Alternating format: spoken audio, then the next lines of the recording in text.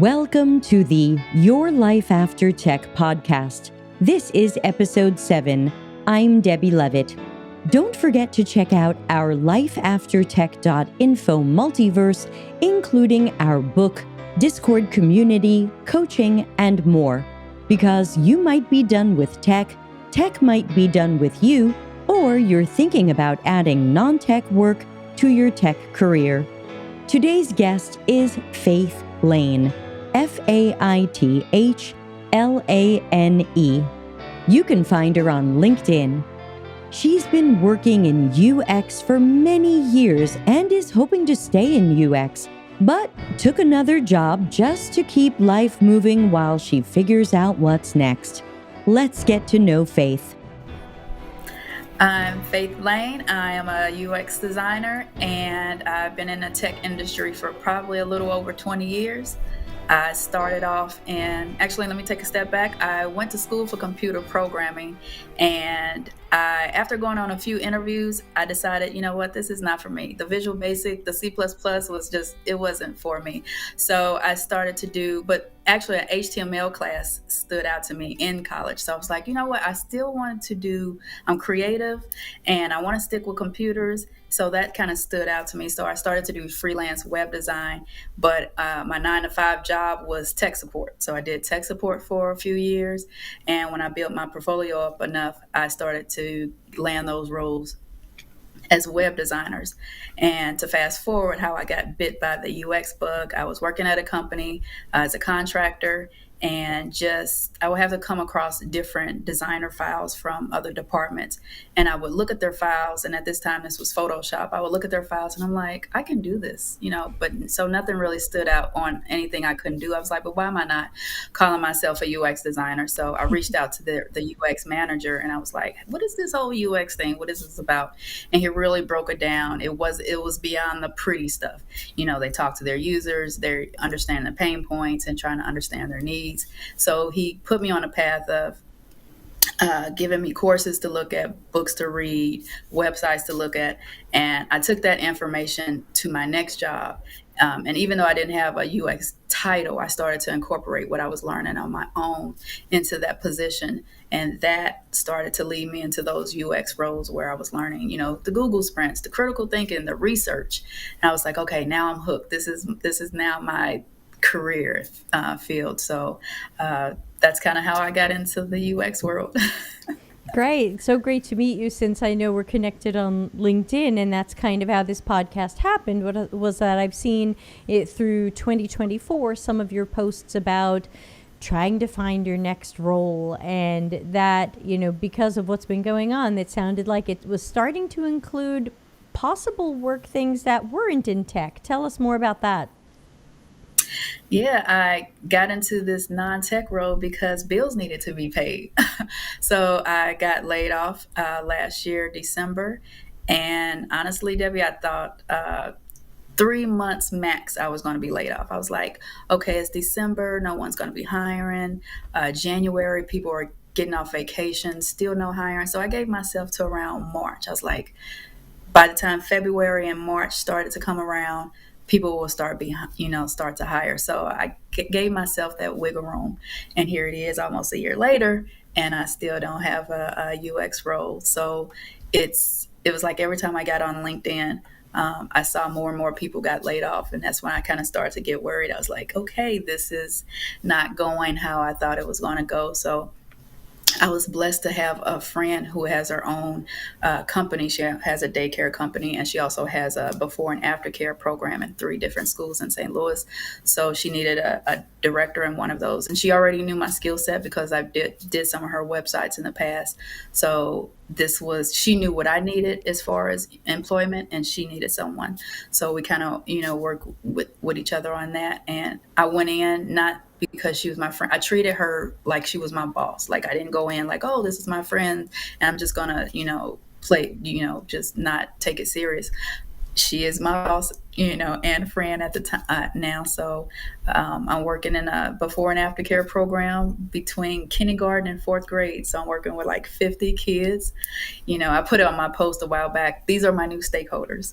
I'm not dealing with developers and project manager and project specialist anymore. I'm dealing with, kids. I'm dealing with teachers. I'm dealing with parents.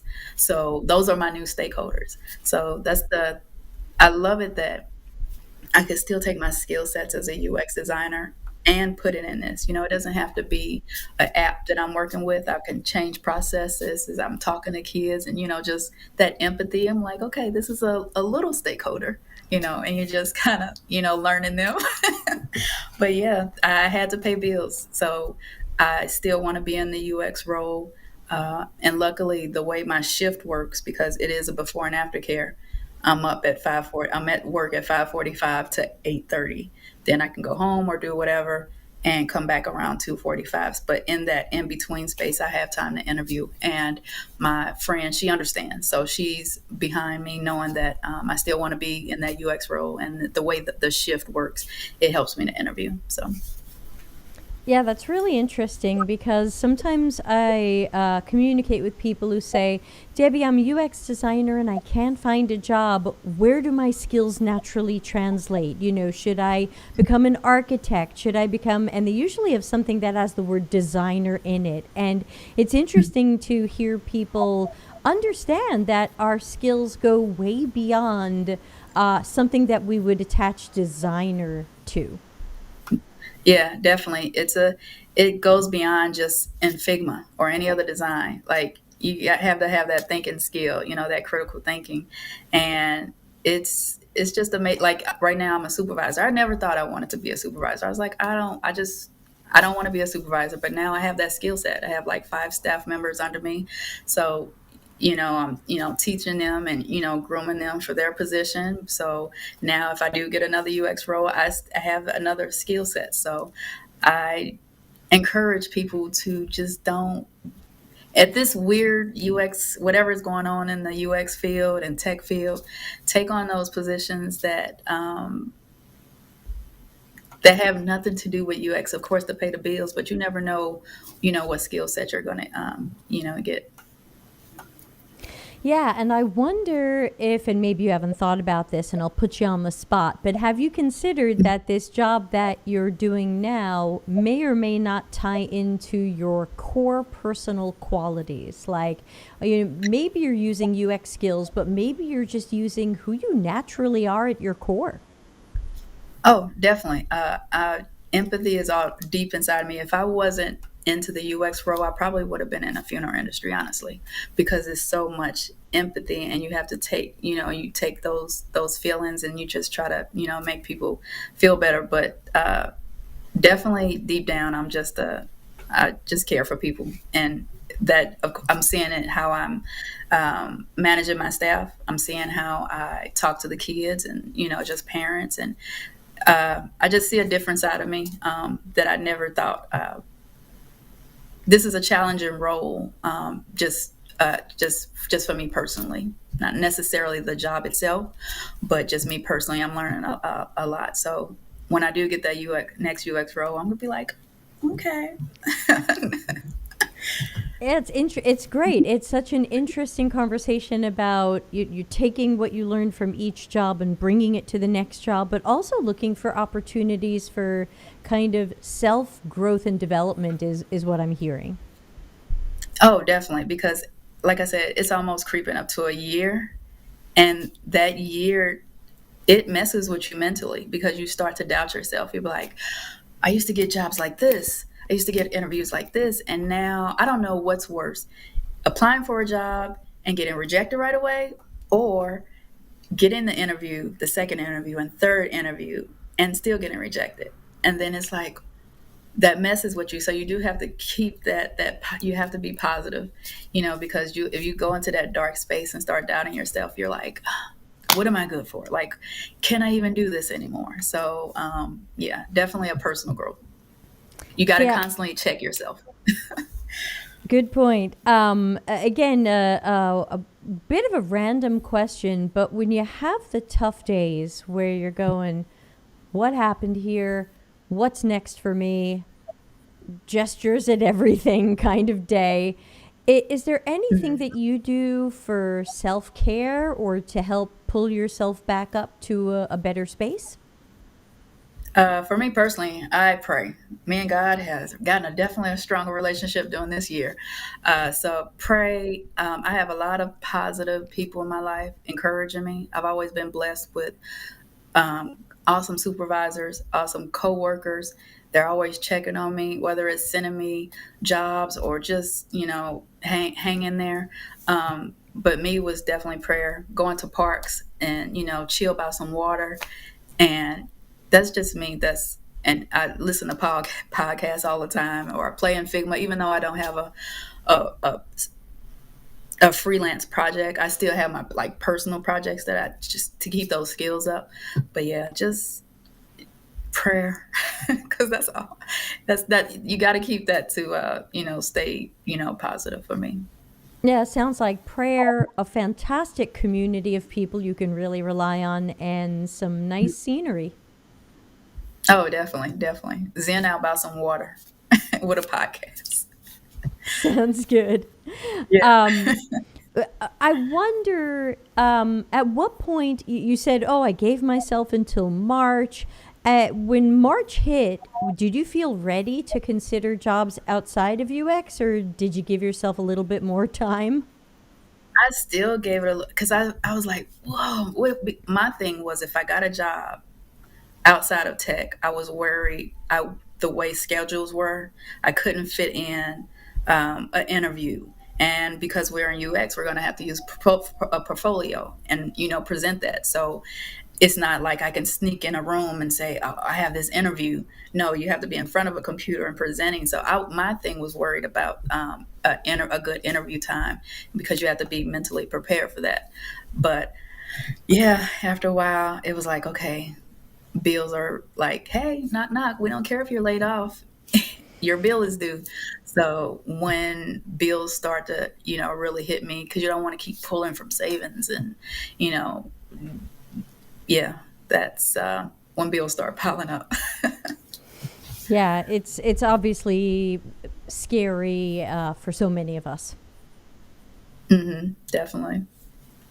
So thinking a little bit about the path you've been on here in 2024 with looking at UX jobs, looking at non-UX jobs, is there anything that you regret or wish you could do over or feel like you made a mistake with? I wish I would have just started right away to get a job, for my mental, because I was just really going to the gym and just coming back home and being on LinkedIn and applying for jobs, getting rejected, applying for jobs, and that was a mental drain. My mom had just passed last year, so I was grieving. I was still grieving right up to the point where I got laid off. Like I was, I remember working, and the last week to when she before she passed away, luckily I was able to work from home, and I was working from the hospital. So I was on conference calls, watching my mom pass away, pushing mute, talking to doctors, letting them know, like they were letting me know, well, this is not, she's not, it's looking bad, and she's not going to make it. Get back on mute the conference call. I was just putting a front on. None of my coworkers knew anything. So it was so crazy during that time. So when I got laid off, I should have just started to, for me, working would have been better instead of just, everybody grieves different, but for me, Sure. I should have just kind of just got into it. But yeah, that was probably my biggest regret. Just instead of stalling, giving that 3 or 4 months, I should have just got right back into it. Got it. Yeah, thanks for sharing that. I'm so sorry. That sounds like a bizarre It was collision of but some things. people, yeah, but some people just the way they work, you're a workaholic, and even if that type of thing is happening, you're still working. But I knew my coworkers and my boss would have let me off. It was just me like trying to like get over it, but it was the weirdest. But that's that. I think one of your questions will probably be like the work life balance. It was that was the weirdest. It was a weird situation. It's like I'm watching my mom in a hospital, bed on a breathing machine, but yet I'm still trying to focus on this presentation and this Figma or this project. And it's like, Faith, what are you doing? Take off. It's okay. It's life. But yeah, it's Did weird. you end up taking some time off? When she passed away, I took about a couple days off and I got right back into it. Yeah. Us workaholics. Workaholic, I'm still grieving, but Sure. sometimes some people just need to work, and that was me. So obviously, I hope you find a great UX job as soon as possible. But since this is your life after tech, I do want to ask, just in case that UX job doesn't materialize soon or soon enough, what types of work do you think you would try to go into? Yeah, like I said earlier, I would probably be in the funeral industry. I might, look into maybe funeral directing. My mom always made me comfortable with the death, because she went to school later in life to be a funeral director, and I would quiz her during homework. I was like, oh, okay, this is kind of cool, And I also had the opportunity to work at a funeral home while working at the before and after care during my split shift. It didn't follow through, but it would have been so weird to be like, okay, I'm before and after care before, and then go to a funeral home in the middle of the day and come back. I was like, that would emotionally and mentally, that would have probably been the awkwardest thing. But I would definitely probably be in the funeral industry, because the user experience in the funeral world can be so much better, from you greeting the families, the paperwork, just all the way to the end when you have to hand that person's ashes over to families or to the funeral home. It's when you look at outside of when you look at it as a business, it's a lot of growth that can happen as far as user experience. That even more when I had to make arrangements and everything for my mom. I was like, oh, of course, I was focusing on my mom and that whole situation, but I was still looking at it as a UX person. So it was, yeah, but I will be in that field, And have you even and researched? Oh, sorry. Go ahead. because it's so deep in me. It's even funny when I'm working at the company, the position I'm in now, we have to use a certain software to check in kids and do reports and everything. And the app is not the best. I have a habit of doing screenshots and taking that screenshot into Figma. I'm like, where's the primary button? Like, this could be rearranged. I was like, I wonder if I take a screenshot and do all of this and send it to the company, how would they feel? But that's just that, but it's deep in me. I feel you there. I was going to ask Yeah. about the funeral director possibility. Have you researched that? Is that the kind of thing you need training or certification, or can you just go, hello, I'm a funeral director? No, you actually have to go to school and like get out a certificate, and I think you have to do like a internship type in a funeral home. But I haven't looked too much deep. I have a couple friends that are funeral directors, but yeah, hopefully UX will come in. Hey, you never know. I might be a UX designer in a funeral industry. You know? Yeah, well, hold on. New exciting opportunity there. Maybe start Right, looking, right. do some fresh Google searches for jobs, UX jobs Yeah, relating to start a whole funeral nother related industry. things. Yeah, or some of those memorial websites, maybe, cold email them. I don't know. Never know, never know. Truly. So our listeners might be considering leaving tech or adding non-tech work to the tech career that they're hoping will continue. What advice would you give our listeners? Don't be scared to just take those jobs to pay the bills. We all have them. Don't feel bad because you have to go work at a restaurant, or if you have to go work at a gas station, or work totally out of your comfort zone.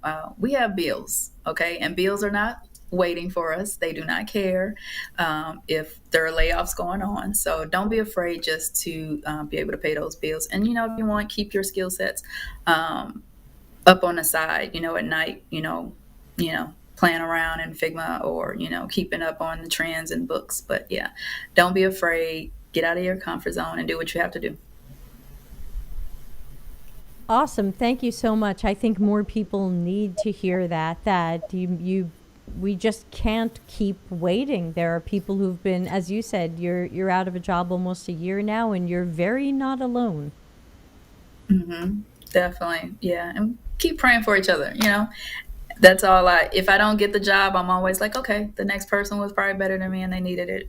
There's a position out there in a company waiting for faith. And, I'll be patient enough, to, wait and see. Well, I certainly hope that people will track you down and interview you and hire you. So how can people get in touch with you and or connect with you? Where can we find you? I'm on LinkedIn. That's probably more social on that one than any other one. I do my little skit videos every now and then towards UX. So I'll post every now and then there. But LinkedIn is my go-to spot. Okay, great. We'll make sure we have that link in the show notes and description. Faith, thank you so much for being on the show. And obviously, I wish you endless luck and good fortune in whatever career or careers you end up in. Thank you so much, Debbie. Thanks. It's whatever,